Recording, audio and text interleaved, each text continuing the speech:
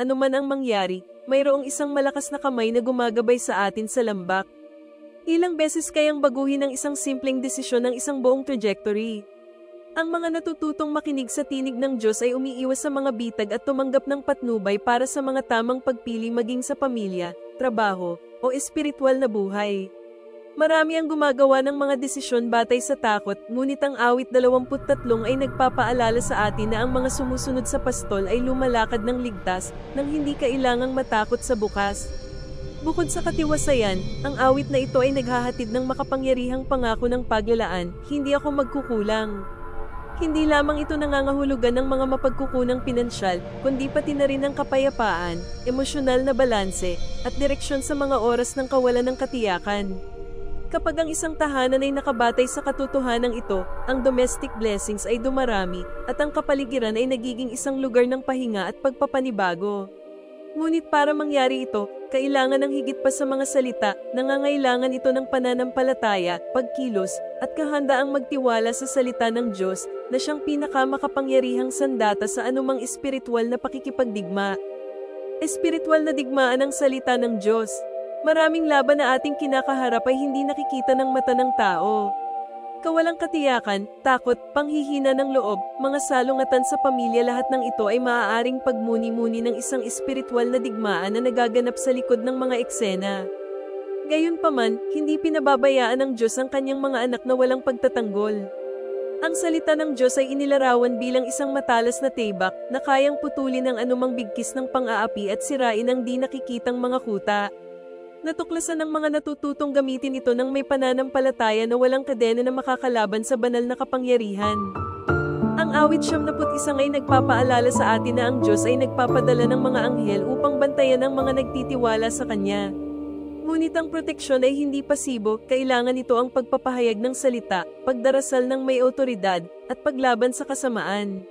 Kapag ang isang ina ay nananalangin para sa kanyang suwail na anak, kapag ang isang mag-asawa ay nagpahayag ng mga pagpapala sa kanilang pagsasama, kapag ang isang tao ay tumayo laban sa panghihina ng loob sa pamamagitan ng mga talata ng pampatibay loob, hawak nila ang espiritual na tibak na ito.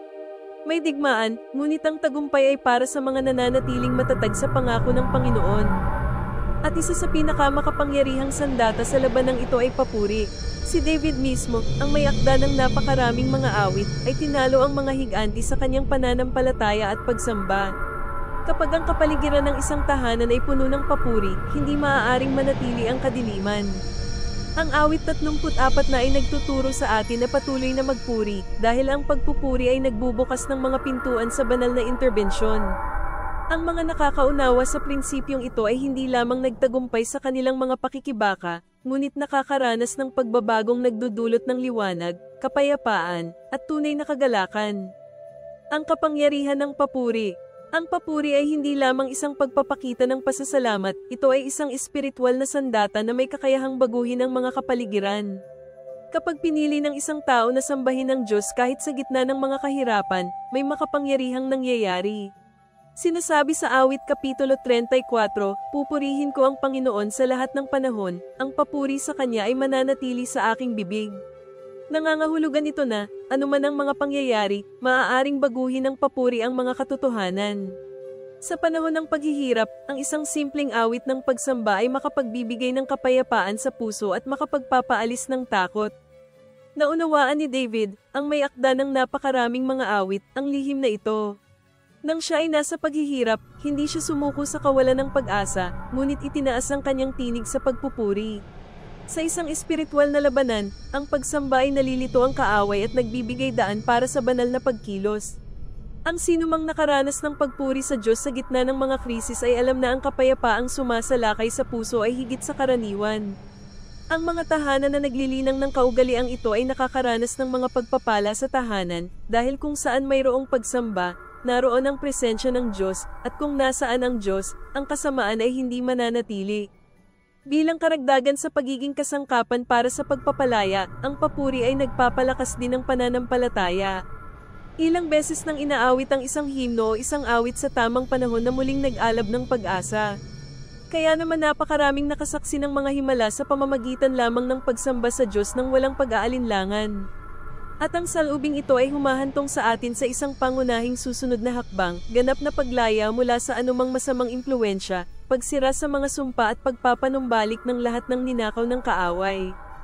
Paglaya mula sa kasamaan. Maraming tao ang nahaharap sa mga siklo ng kabiguan, kalungkutan at pagkalito nang hindi nila napagtatanto na maaari silang humarap sa espiritual na pang-aapi. Itinuturo sa atin ng Biblia na may mga di nakikitang labanan na ipinaglalaban at ang pagpapalaya ay nangyayari lamang kapag iniangkop natin ang salita ng Diyos. Tinitiyak sa atin ng Awit Kapitulo 91 na walang salot na darating sa ating tahanan at kabilang dito ang anumang negatibong impluensya na mamanang sumpa o espiritual na pag-atake. Ang pagpapahayag ng katotohanan ito tungkol sa pamilya at tahanan ay isang mahalagang hakbang upang maranasan ang tunay na kapayapaan. Maraming tao ang nahaharap sa mga krisis sa pananalapi, mga problema sa pamilya at mga sandali ng kawalan ng katiyakan, ngunit ang pagkakaiba ay nasa kung paano nila kinakaharap ang mga labanang ito. Nauunawaan ng mga kumakapit sa banal na proteksyon na ang bawat hamon ay isang pagkakataon upang makita ang kamay ng Diyos na kumilos. Sa halip na sumuko sa takot, posibleng ipahayag ng may pananampalataya, kung ang Diyos ay para sa atin, sino ang maaaring laban sa atin? Ang salubing ito ay nagpapalakas sa puso at nagdudulot ng katiyakan na walang paghihirap na hihigit pa sa kapangyarihan ng makapangyarihan. Ang lakas ng Diyos ay ipinakita hindi lamang sa mga dakilang himala, kundi pati na rin sa hindi maipaliwanag na kapayapaan na bumabaha sa kaluluwa kahit na sa gitna ng mga kapighatian. Ang sikreto ay ang manatiling matatag nang walang pagdududa sa katapatan ng Diyos. Pagkatapos ng lahat, kapag ang pagtitiwala sa Kanya ay hindi natitinag, ang panloob na kapayapaan at kagalakan ay nagsisimulang mamulaklak na nagdudulot ng pagbabagong higit pa sa panlabas na mga kalagayan. Inner peace at joy. Sa mundong puno ng pagkabalisa, takot at kawalan ng kapanatagan, marami ang naghahanap ng kapayapaan sa mga maling lugar, gaya ng panandaliang pagkagambala o pansamantalang solusyon. Gayunpaman, itinuturo sa atin ng Awit 46 na ang Panginoon ng mga hukbo ay sumasa atin, ang Diyos ni Jacob ay ating kanlungan. Kapag pinipili ng isang tao na magtiwala sa Diyos, ang tunay na kapayapaan ay nananahan sa puso, anuman ang panlabas na kalagayan. Ito ay hindi isang mababaw na kapayapaan, ngunit isang malalim na katahimikan na dumadaloy tulad ng isang ilog, nagpapagaling at nagpapanumbalik ng kaluluwa. Ang panloob na kapayapaang ito, na ipinangako ng banal na espiritu, ay higit pa sa kawalan ng mga problema. Nagdudulot ito ng kagalakan na hindi nakasalalay sa mga sitwasyon, isang pakiramdam ng kagalingan na lumalampas sa mga paghihirap. Kapag pinahintulutan ng isang tao ang banal na espiritu na ganap na manirahan sa kanilang pagkatao, ang kanilang buhay ay nagsisimulang magpakita